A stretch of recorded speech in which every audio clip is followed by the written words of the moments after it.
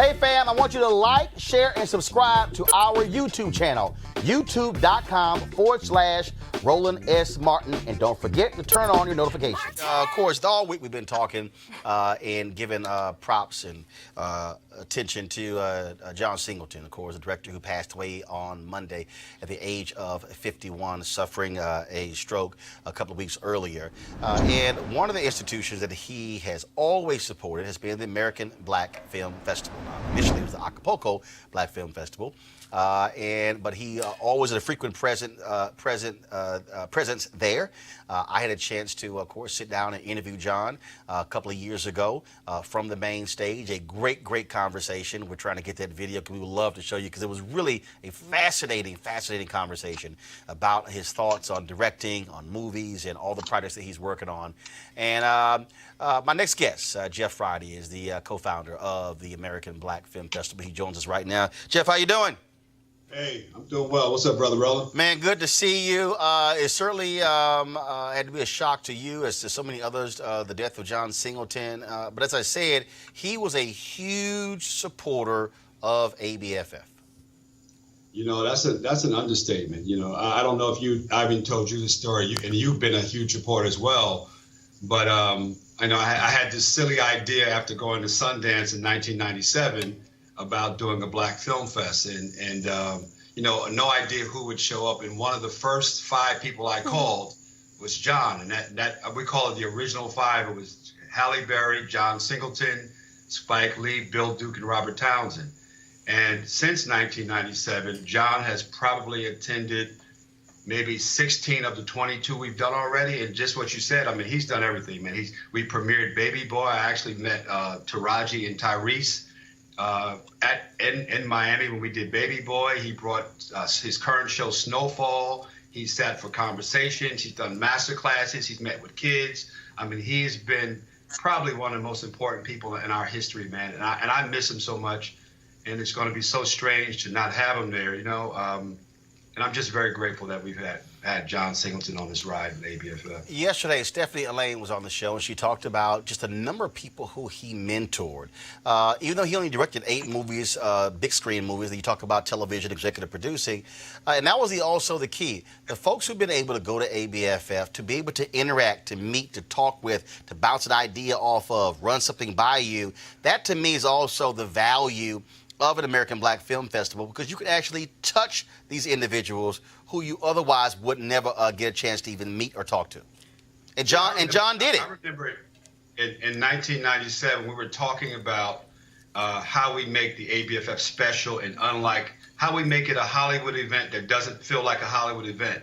And I always knew that if we can get Black stars and Black people in this business and film and TV, get them away from LA and put them in this community where they start to touch and feel and nurture. Because I have this belief, man, that, you know, Black people really do love each other. I know we don't treat each other so great all the time. We're very self-critical. But at the core, we all kind of come from the same roots. We all sat around the same dinner table eating same soul food, you know, depending whether you're from Newark, New Jersey, or Chicago. And I just think that we're more alike than we are different. And really the magic of our event is the fact that people like John and Spike Lee and Robert Townsend do connect. They do take time for young people. And the legacy is great, man. And like I said, John Singleton has never told me no. I cannot think of one time that I've asked him to do something, and we've been buddies for 25 years, that he's told me no. And John is as busy as anybody. John has always been working, right? So he's only directed 8 movies, but he's done a lot of other things in the EP world and producing, and he's never told me no. So the way I like to, what I've been doing interviews all week, and I tell people, because John's never told me no, he's never told our community no, and we all just owe him a great deal of gratitude, man. When you talk about that connection and the people who he was able to bring in, ABFF provides that platform. When you look at the Mari Hardwicks, you look at Will Packer, you look at the people who are doing these amazing things. Ryan Coogler. Absolutely. Right. I mean, to have a place where we can go and be us, where we can be vulnerable, where we can actually get advice. That to me is also what's great. And then to take that same attitude when you're not at ABFF, that to me is also, I think, the beauty and power of John Singleton, because that was who he was. It wasn't, oh, I'm going to do this thing only because I'm at this event. It's, look, I can't make a difference if it's all about me. He couldn't direct everything. He couldn't produce everything. But all of a sudden, if you look back now, and as we are, he dies at 51. But if you look at, again, the tentacles, you realize how huge of an influence he had way beyond just him. Absolutely. You know what? Just watch. We're going to do a big tribute to him this year. Now, we haven't announced it publicly yet, so I'll get you the first to hear it. You're my brother, so I got to tell you first. But we're going to do a big thing. I will say, I won't get specific yet, but we're going to do a big, you will know by the time you leave Miami how much Brother John meant to us. And if you watch Boys in the Hood and you look at those stars, look at how successful everybody in that movie is.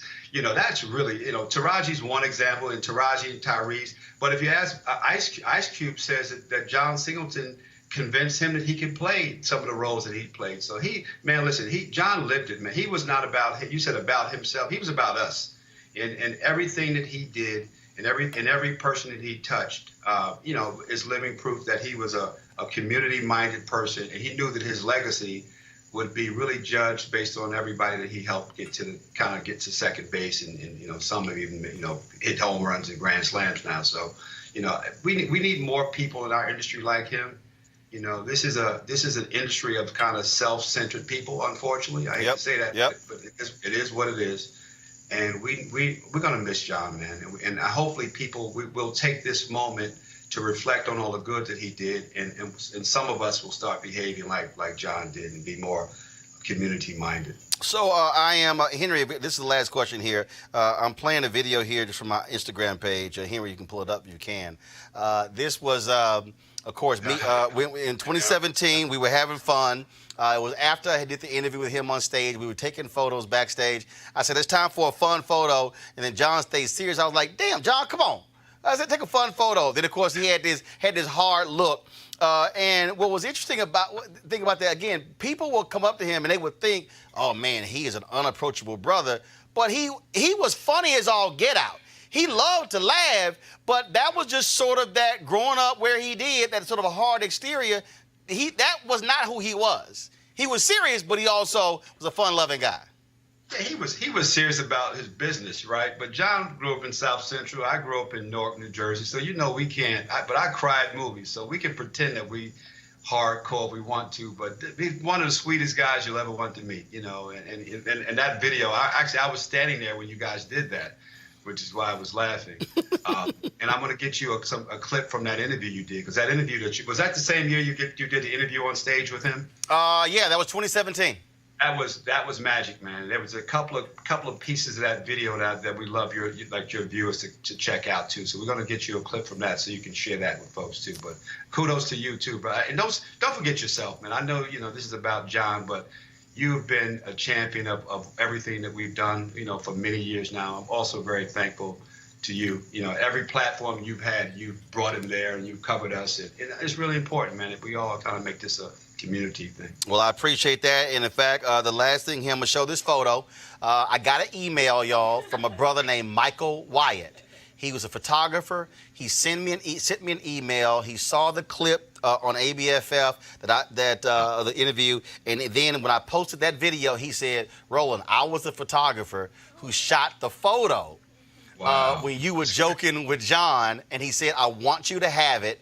And he's sending me a framed copy, but he emailed it. So y'all just saw the video. This was the actual photo that we took. So I knew we couldn't finish the week without talking to you, Jeff, about John Singleton. We appreciate it. Again, he was a huge supporter of you and your wife, Nicole, and everybody at ABFF. And it will be a lot different when we're there in June in Miami. And we don't get to see John Singleton, but he'll certainly be there in spirit. Yeah, thank you, brother. Send me that photo, too. I love that. I'll put it up in my office. I'll send it to you right now. All right, Jeff Ryder, thanks a lot.